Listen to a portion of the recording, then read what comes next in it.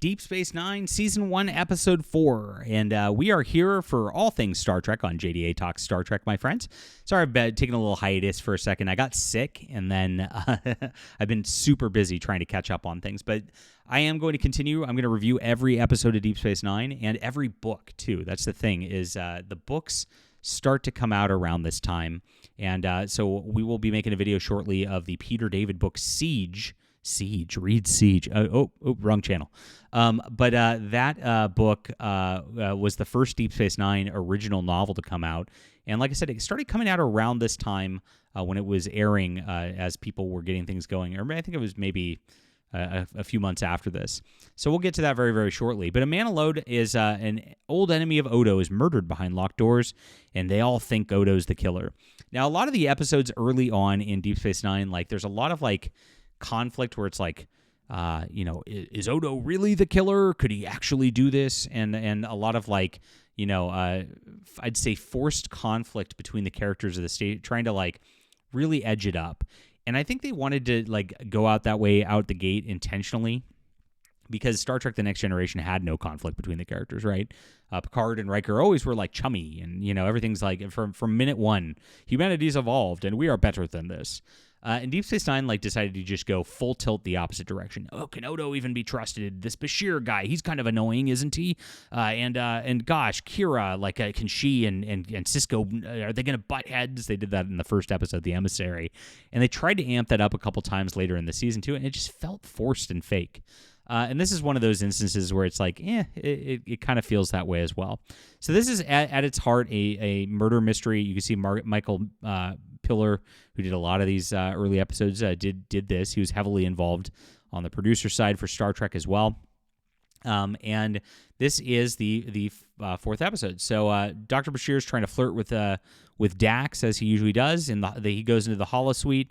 And there's a dead guy, and somebody gets shot, right, and killed. And so you see this, and there's this murder mystery, and they blame Odo, right, that this guy got killed. And so what ends up happening is this is a very long description on this on Memory Alpha here. But what ends up happening is a mob starts coming after Odo. They want justice. They want to go after him at this juncture. But it turns out there was no other fingerprints, no other thing out there, because the man murdered was a clone, and this guy was just trying to hide and get away and use that clone as a distraction sort of thing. And so interesting twist. Now I like this because on this level, on the plot level on this, for a science fiction to work, you need a science fiction reason for it to exist, right? If you just do a basic murder mystery without anything weird, and there's a lot of murder mysteries in this first season. I mean, I think there's 19 episodes, and I think we have 3 or 4 murder mysteries overall. Pretty wild. But it's like, oh my gosh, do we have to do this many of them? But they really didn't have a lot of ideas for what to do on a stationary object, a station, right? And so they kind of had to do this sort of thing to keep things going, keep different plots coming between some of the political drama stuff. And so pretty interesting that this man killing his own clone, it makes him guilty of murder anyway, and all's well that ends well as they find this out.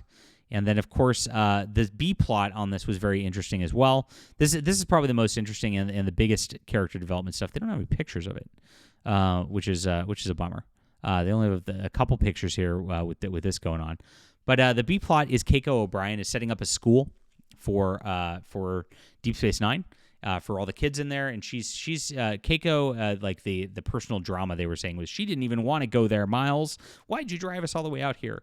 And the B plot was her setting up a school and then trying to convince the parents to bring people in, and especially it was Rom. Trying to get Nog to show up, and Jake really wanted Nog to show up, and Cisco really wanted that to happen, and so they eventually do get Nog to show up. They convince Rom that it's a good thing, and then at the end of the episode they have the happy ending where a bunch of kids pour in, even though that she opens up the school, not sure anybody's going to show up whatsoever, which is kind of in real life it's one of those things they'd take signups first probably. Rather than just hope somebody shows up, but it's dramatic TV, so it's fine. and then they do, and so she has a purpose for her life on the station, which is a nice thing for the O'Briens. So I like that B plot. I think it's pretty solid. The A plot, like I said, I mean the conflict. Can we even trust Odo? Is he the murderer? Like, this is one of those setups like that. I think it's kind of cheesy to do that to one of the main characters and doesn't really play off very well. The murder mystery itself with a clone, interesting concept. It worked pretty well. So I'll call this one like a 7 out of 10 overall. It was all right. All right, leave a comment down below with what you think about this. Please hit the like and subscribe button. Guys, I am a science fiction writer myself. I would like you to sign up for my newsletter in the description below. I give you 3 free books, including a sci-fi book, a fantasy book, and a graphic novel. And I'm going to be writing some awesome stuff that's going to have a great Star Trek feel coming out later this year. Don't lose me. It's right here in the description below. Thank you so much for signing up and being a part of this. Love the readers out there, especially. You guys are amazing.